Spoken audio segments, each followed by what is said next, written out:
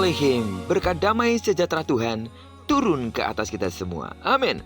Selamat pagi dan selamat hari Minggu. Sungguh Tuhan kita baik dan teramat baik, dan dalam kebaikannya Tuhan sudah membangunkan kita kembali di minggu ketiga di bulan ini, persisnya Minggu 17 September tahun 2023. Hari ini kita akan sangat diberkati karena kita akan berjumpa kembali dalam rumah Tuhan. Sebuah waktu dan kesempatan di mana kita dapat berkumpul bersatu untuk melayani Tuhan, memuji dan membesarkan namanya. Terlebih, kita akan mendengarkan Tuhan bicara kepada kita masing-masing saat firman Tuhan dibentangkan. Karena itu, mari persiapkan dirimu dengan sungguh-sungguh dan lihatlah, Tuhan akan melawat kita semua. Amin. Baiklah, sebelum kita lebih jauh mempersiapkan diri untuk melangkah ke rumah Tuhan, mari kita landasi hidup kita terlebih dahulu dengan mendengarkan firman Tuhan dari pembacaan Alkitab satu hari satu pasal dari pembacaan 22 hari bersama kitab Wahyu. Dan hari ini kita sudah berada di hari yang ke-17. Maka kita akan membaca kitab Wahyu pasal yang ke-17 ayat pertama sampai dengan ayat yang ke-18. Judul renungan kita hari ini, Babel sebagai peringatan. Sebagai ayat pengantar renungan ini, saya akan coba bacakan untuk kita ayat yang pertama dengan judul perikop Penghakiman atas Babel. Lalu datanglah seorang dari ketujuh malaikat yang membawa ketujuh cawan itu dan berkata kepadaku, "Mari ke sini. Aku akan menunjukkan kepadamu putusan atas pelacur besar yang duduk di tempat yang banyak airnya." Wahyu pasal yang ke-17 ini memberikan penyataan mengenai keberadaan Allah sebagai raja di atas segala raja, yang berarti Allah memiliki kekuasaan melebihi penguasa kerajaan dunia manapun. Para penguasa kerajaan dunia dilukiskan mendapatkan kekuasaan dari satu tokoh yang digambarkan dengan wujud pelacur besar yang membagi-bagikan kekuasaan kepada banyak raja. Semarak sang pelacur besar ini akan menarik perhatian banyak orang, yaitu mereka yang terpikat kepada kebesaran dan kekuasaan duniawi. Mereka akan menggunakan kekuatan dan kebesaran mereka untuk membunuh para pengikut Kristus. Akan tetapi, sekalipun memiliki banyak kemegahan, mereka tidak akan dapat mengalahkan kekuasaan anak domba Allah. Sejarah kerajaan Allah berbicara tentang Allah sebagai satu-satunya raja yang berkuasa, yang kebesarannya tidak dapat dibandingkan ataupun ditandingi. Setiap manusia sebagai ciptaan dipanggil untuk menaati Allah dan menjadikan Allah sebagai satu-satunya raja yang tidak ada duanya. Ketahuilah, dalam 10 hukum Tuhan tercantum perintah untuk tidak menyembah ilah lain selain Allah.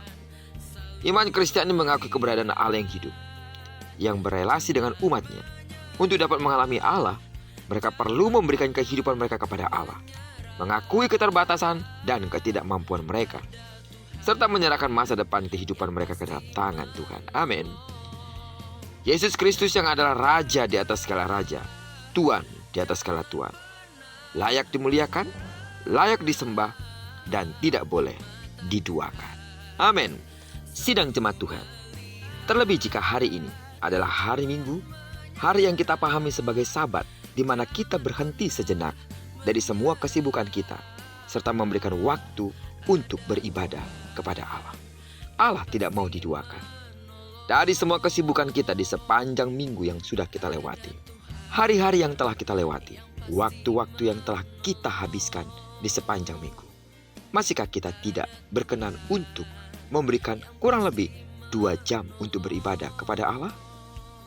Sidang jemaat Tuhan, mari sebagai orang-orang percaya kepada Kristus, sebagai orang-orang yang telah menerima kasih karunia Allah, pergunakan kesempatan hari ini untuk beribadah kepada Allah. Jangan sampai Allah murka terhadap kita karena kita mengabaikan hal yang harus kita kerjakan, yaitu memberikan waktu khusus untuk beribadah kepada Allah. Amin. Terlebih jika hari ini kita akan memuji dan membesarkan namanya, kita akan mendengarkan firman-Nya. Siapkan hatimu untuk diisi oleh kebenaran firman-Nya. Firman yang akan menguatkan, meneguhkan, menegur, menasihati, sehingga kita dapat mengerti apa yang harus kita lakukan dalam menjalani hari-hari kita dan terus di dalam kemenangan bersama dengan Allah. Doaku bagi seluruh sidang jemaat Tuhan saudara dimanapun berada yang hari ini mengambil bagian dalam pelayanan, lakukanlah sebagai sebuah pelayanan yang menyukakan hati Tuhan. Lakukan dengan segenap hati dan lihatlah, hari ini Tuhan akan bekerja melalui hidupmu. Amin. Diberkatilah kita di sepanjang hari ini, digenapi firman yang telah berjanji bahwa apa yang dikerjakan tangan kanan dan tangan kiri kita dibuatnya berhasil. Bagi sidang jemaat Tuhan, kemana dan dimanapun saudara berada, ketika melangkah dari rumah menuju rumah Tuhan, Atau mungkin setelah dari rumah Tuhan saudara akan melakukan kegiatan-kegiatan di luar gereja. Kemanapun saudara berada, di sana pasti penyertaan Tuhan nyata bagi saudara. Diberkatilah kita bersama dengan orang-orang kita kasihi, serta bersama dengan orang-orang yang kita cintai dimanapun mereka berada. Terpujilah nama Tuhan. Shalom Aleihim. Berkat damai sejahtera Tuhan turun ke atas kita semua. Amin. Selamat hari Minggu.